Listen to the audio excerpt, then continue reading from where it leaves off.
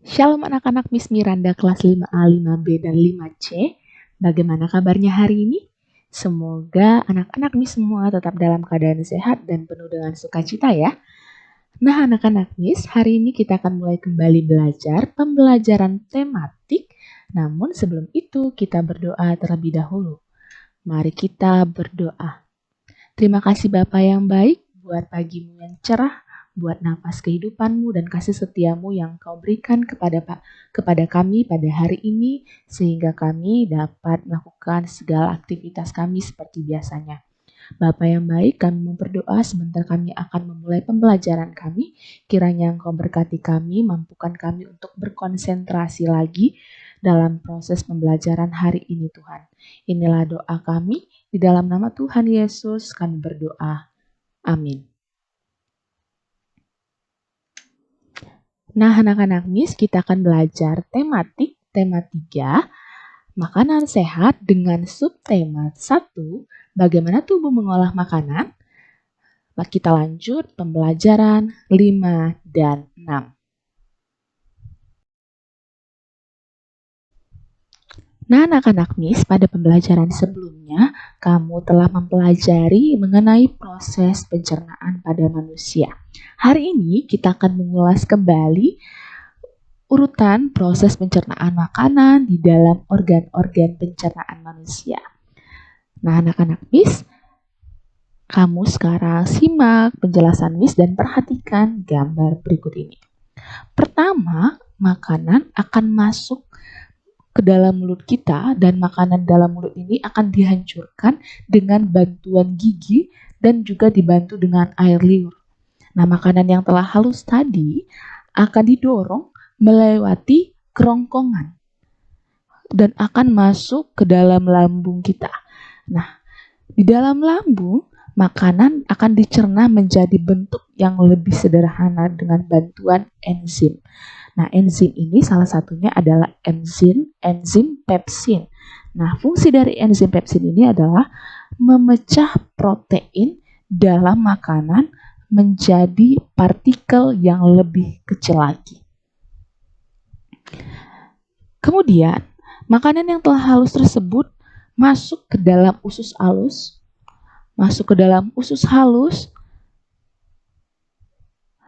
untuk diserap sari-sarinya. Nah, sisa-sisa penyerapan dari usus halus itu kemudian masuk ke dalam usus besar. Nah, ini dia usus besar. Akan masuk ke dalam usus besar untuk diserap airnya dan dibuang zat-zat sisanya. Nah, sisa pencernaan tersebut kemudian akan dibuang melalui anus. Nah, jadi kalau kita buat bagian dari sistem pencernaan pada manusia itu adalah mulai dari mulut, makanan dihancurkan di mulut, akan melewati kerongkongan. Nah, setelah dari kerongkongan akan masuk ke dalam lambung. Nah, di dalam lambung ini makanan akan dipecah lagi secara sederhana dan akan masuk ke dalam usus halus untuk diserap sari-sarinya. Kemudian sisa-sisa penyerapan dari usus halus ini masuk ke dalam usus besar. Nah, dia masuk usus besar untuk diserap airnya dan dibuang zat-zat sisanya. Nah, zat-zat sisanya tadi itu akan dikeluarkan melalui anus. Jadi prosesnya itu dari mulut, kerongkongan, lambung, usus halus, usus besar, kemudian dikeluarkan melalui anus. Nah, sampai sini paham anak-anak Miss? Jadi, sistem pencernaan pada tubuh manusia itu sangatlah banyak fungsinya. Sistem pencernaan pada manusia berfungsi untuk menghancurkan makanan yang masuk ke dalam tubuh kita. Makanan yang semula dalam bentuk yang kasar dapat berubah menjadi bentuk yang lebih halus lagi, dengan bantuan gigi dan enzim. Nah, dalam hal ini, enzim pencernaan dapat mempermudah proses penyerapan sari-sari makanan. Nah, selain itu, sistem pencernaan juga berfungsi untuk membuang sisa-sisa makanan yang sudah tidak diperlukan tubuh lagi, Nah, keberadaan zat-zat sisa tersebut dapat menjadi racun bagi tubuh manusia jika tidak kita keluarkan. Nah, Jadi semua organ tersebut dari mulut, kerongkongan, lambung, usus halus, usus besar dan anus memiliki fungsi yang penting bagi tubuh kita.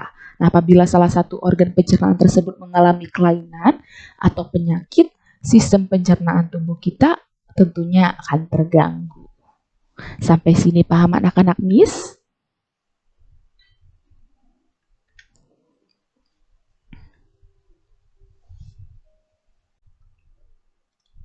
Nah, selanjutnya kita akan bahas kembali lebih detail lagi mengenai organ-organ pencernaan manusia. Pertama, ada mulut. Nah, makanan masuk melalui mulut. Nah, di dalam mulut akan terjadi pencernaan makanan secara mekanis dan kimiawi. Nah, pencernaan mekanis itu adalah proses diubahnya partikel makanan menjadi partikel yang lebih kecil lagi atau lebih halus lagi dengan proses fisik. Misalnya seperti mengunyah ataupun menghancurkan.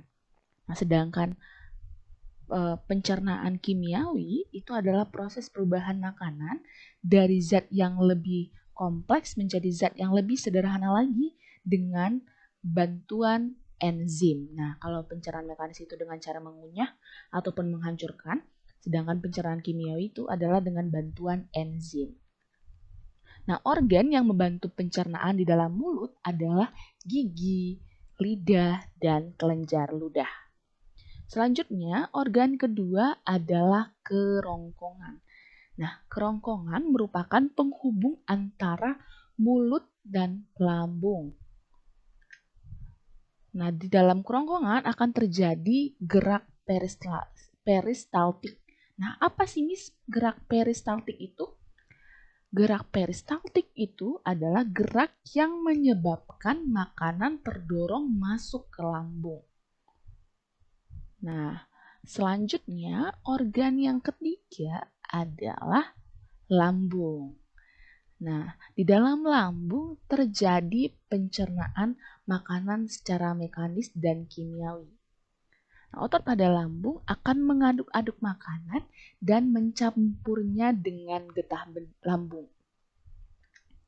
Getah lambung mengandung zat HCl, enzim pepsin, dan enzim renin. Selanjutnya adalah usus halus. Nah, ini dia usus halus ya, Nak ya. Nah, fungsi usus halus itu adalah penyerapan sari-sari makanan yang seperti tadi Miss sudah bilang, disebutkan bahwa pada usus halus ini akan diserap sari-sari makanannya. Jadi fungsi usus halus adalah penyerapan sari-sari makanan. Nah, usus halus ini terbagi menjadi 3 bagian, Nak. Yaitu yang pertama adalah usus 12 jari. Kemudian yang kedua adalah usus kosong dan ketiga adalah usus penyerapan. Selanjutnya adalah organ usus besar. Nah, ini dia usus besar. Nah, fungsi utama usus besar adalah penyerapan air dari sisa makanan. Di usus besar ini terjadi pembusukan makanan dengan bantuan bakteri Escherichia coli. Nah, pembusukan akan membuat feses menjadi lunak dan mudah dikeluarkan. Nah, jadi pembusukan bakteri ini yang akan membuat feses atau kotoran kita menjadi lunak dan mudah dikeluarkan. Selanjutnya adalah anus. Nah, ini di anus. Nah, anus adalah tempat keluarnya feses atau sisa-sisa pencernaan dari tubuh manusia. Nah, ini adalah organ-organ dari sistem pencernaan manusia. Selanjutnya, nah, menjaga organ pencernaan itu memang sangat penting. Nah, oleh karena itu, banyak ajakan untuk menjaga organ pencernaan. Ajakan tersebut dapat kita lakukan melalui iklan. Anak-anak Miss, masih ingat apa itu iklan? Ya, benar sekali. Iklan adalah suatu pesan tentang keunggulan suatu produk ataupun jasa yang dibuat seseorang atau perusahaan dan ditujukan kepada masyarakat. Nah, iklan dapat disampaikan melalui media cetak seperti surat kabar dan majalah ataupun yang lainnya. Dan juga bisa melalui media elektronik seperti radio dan televisi. Nah, sekarang kita akan belajar mengenai menentukan iklan media cetak. Untuk dapat mengidentifikasi sebuah iklan, kita perlu memperhatikan unsur-unsur dari iklan tersebut.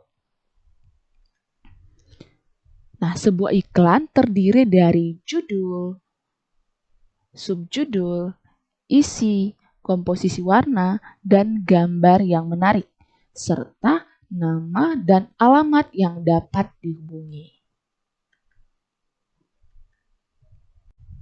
Nah, sekarang mari kita identifikasi sebuah iklan media cetak berikut ini. Nah, sudah kita ketahui bahwa unsur-unsur dari iklan media cetak itu adalah yang pertama memiliki judul, kemudian memiliki subjudul, kemudian ada isi, komposisi warna, dan tentunya gambar yang menarik. Nah, kita lihat dari gambar ini sudah ada judulnya. Nah, judulnya adalah susu sehat. Kemudian subjudulnya adalah susu murni tanpa pengawet. Nah, yang mana isi, Miss? Isi dari iklan tersebut adalah ini dia, nak. Ayo, minumlah susu sehat. Rasanya enak tanpa bahan pengawet. Jadi isinya itu apa? Untuk mengajak masyarakat meminum susu sehat. Karena apa? Karena susu sehat ini rasanya enak tanpa bahan pengawet. Kemudian tubuhmu sehat, otak pun cerdas. Ini juga isi dari iklan tersebut. Kemudian unsur yang ada dalam iklan ini juga ada warna, komposisi warna, dan gambar yang menarik. Nah, itu dia. Jadi, gambar iklan di samping menunjukkan sebuah barang yang hendak ditawarkan kepada calon pembeli. Kalimat di dalam iklan singkat, tetapi memiliki ciri atau slogan yang mudah diingat pembaca. Nah, bisa kita lihat, ayo minumlah susu sehat, rasanya enak tanpa bahan pengawet. Jadi, singkat tapi memiliki ciri atau slogan yang mudah diingat pembaca.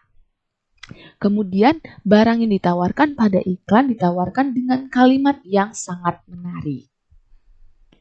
Nah, jadi iklan ini sudah memenuhi syarat sebagai iklan yang efektif karena memiliki beberapa unsur yang harus dimiliki oleh iklan. Ada judul, ada subjudul, ada isinya, dan komposisi warna serta gambar yang menarik.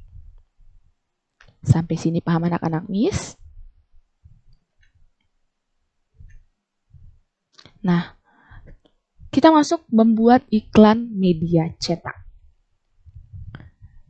Cara membuat iklan yang baik dan efektif adalah tentunya menggunakan bahasa yang singkat dan jelas. Jadi tidak boleh bertele-tele ya, nak ya.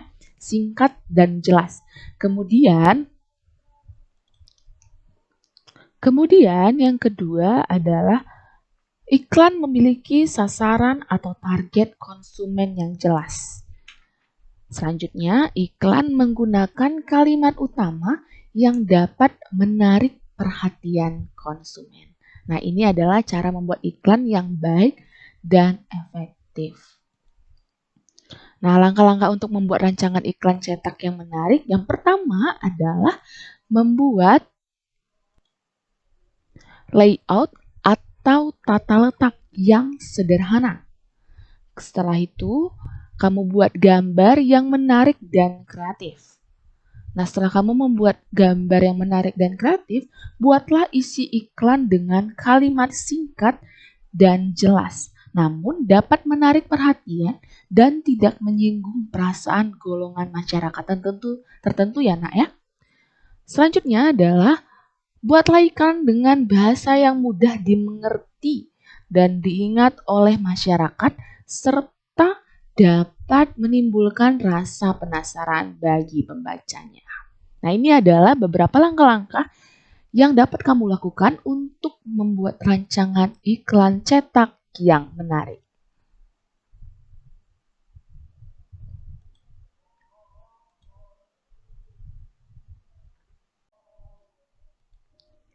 Nah, anak-anak, Miss coba perhatikan gambar berikut ini. Nah, dari gambar ini kita bisa buat ilustrasi, suatu ilustrasi bahwa beberapa anak sedang membuat iklan yang diberikan oleh gurunya. Nah, terdapat beberapa anak yang memiliki banyak keragaman, banyak keberagaman, baik itu budaya, baik itu suku, agama, ataupun ras mereka. Namun, mereka tetap bekerja sama dengan baik. Nah, jadi kerja kelompok yang mereka lakukan adalah salah satu bentuk kerjasama dalam keragaman. Nah, tentunya anak-anak Miss pernah melakukan kerja kelompok karena ya sebelum pandemi ini pasti anak-anak Miss dalam pembelajaran tatap muka pernah melakukan kerja kelompok. Nah, banyak manfaat kerjasama dalam keragaman. Nah, yang pertama adalah sebagai pemersatu budaya yang beragam. Kemudian dari kerjasama, pekerjaan kita akan menjadi lebih ringan dan tentunya lebih cepat selesai. Kemudian dalam kerjasama kita dapat bertukar pikiran, baik itu antara anggota kelompok kita. Nah, ini adalah beberapa manfaat kerjasama dalam keragaman.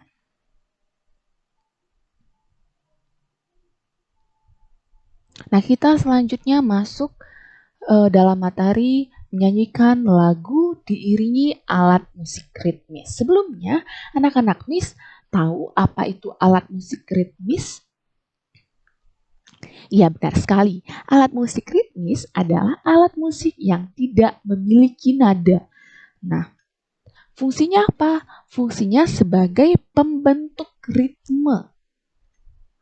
Nah, alat musik ritmis ini dimainkan dengan cara dipukul atau digoyangkan. Misalnya apa? Misalnya marakas, gendang, triangle. Nah, ini contoh gambar seorang anak bermain alat musik ritmis sederhana yaitu gendang. Selanjutnya, materi kita adalah jenis-jenis alat musik daerah. Nah, tadi ada alat musik ritmis, sekarang kita masuk ke dalam alat musik daerah. Apa itu alat musik daerah? Alat musik daerah adalah alat musik yang lahir dan berkembang di suatu daerah tertentu dan diwariskan turun-temurun dari satu generasi ke generasi lainnya. Nah, alat musik daerah ini memiliki ciri khas dan keunikan dari bentuk dan suara yang dihasilkan alat musik tersebut. Contohnya apa? Contohnya angklung, itu dari Jawa Barat. Kemudian ada sasando dari NTT. Kemudian ada kolintang dari Sulawesi Utara dan lain sebagainya. Nah, ini adalah beberapa contoh alat musik daerah yang bisa kita ketahui. Sampai sini paham anak-anak Miss? Nah, baiklah, demikianlah pembelajaran kita untuk hari ini. Miss harap pembelajaran hari ini anak-anak Miss dapat menyimaknya dan mengingatnya untuk di kemudian hari. Nah, sebelum kita tutup pembelajaran hari ini, kita bersatu di dalam doa. Terima kasih Bapak yang baik buat penyertaan-Mu dalam proses pembelajaran daring kami ini, Tuhan. Engkau tetap selalu menyertai kami walaupun secara daring ini, Tuhan Yesus. Bapa yang baik, biarlah apa yang kami pelajari hari ini dapat selalu kami ingat dan dapat berguna bagi masa depan kami. Kami serahkan segala aktivitas kami untuk kedepannya, Bapa. Di dalam tangan pengasihan-Mu, kiranya Engkau berkati kami. Inilah doa dan permohonan kami di dalam nama Tuhan Yesus, kami berdoa. Amin. Selalu semangat belajar anak-anak Miss dan tetap selalu jaga kesehatan ya nak. Shalom, Tuhan Yesus memberkati.